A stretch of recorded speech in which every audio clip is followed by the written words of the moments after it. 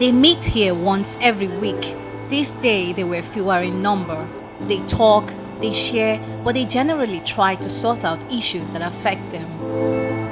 Persons at this age have challenges that are not peculiar, mostly financial and health related. Some of them don't have homes or places of their own. They squat with friends. When they come here, we try to entertain them.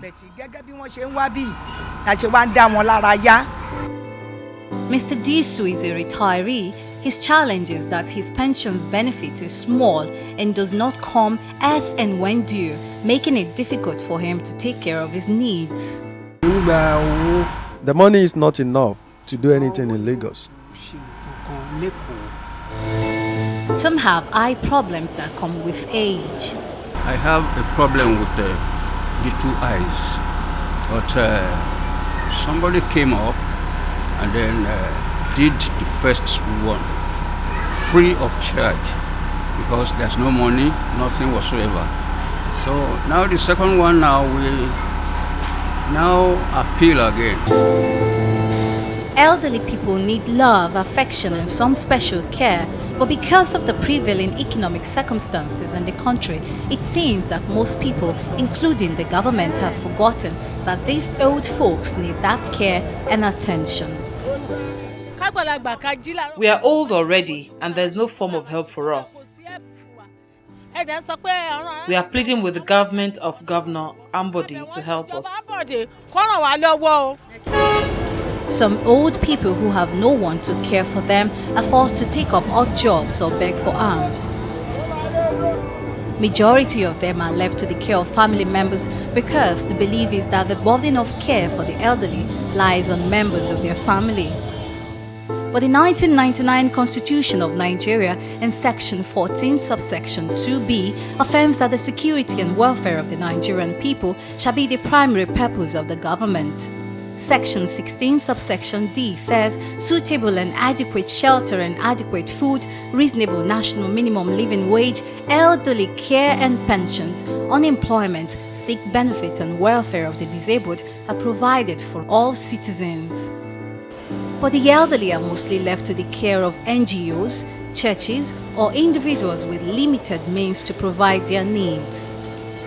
One of such individuals took it upon herself to fund eye surgery for the Mushin aged who were at various levels of cataract disease.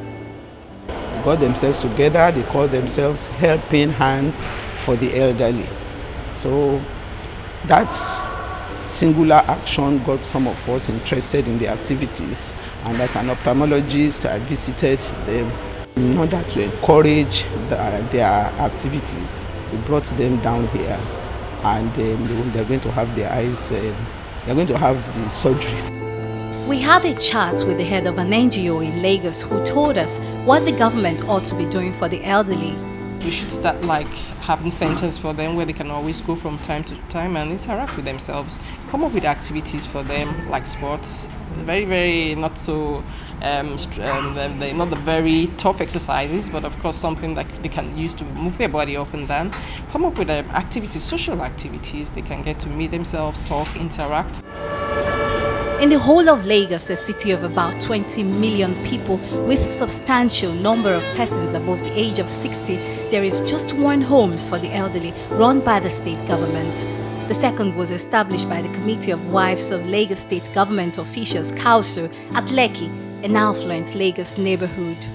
Lola Alonge painted a picture of how centers for the elderly look in countries that care.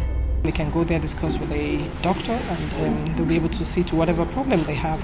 They also have the departments about the social welfare, talking about giving them free bus passes, talking about supporting them even with housing at times if they have issues like that. They have the departments that would engage them in social activities. I hear they even take them to places like parties. For the Mushin elderly, their eye problems have been addressed, but their other needs remain.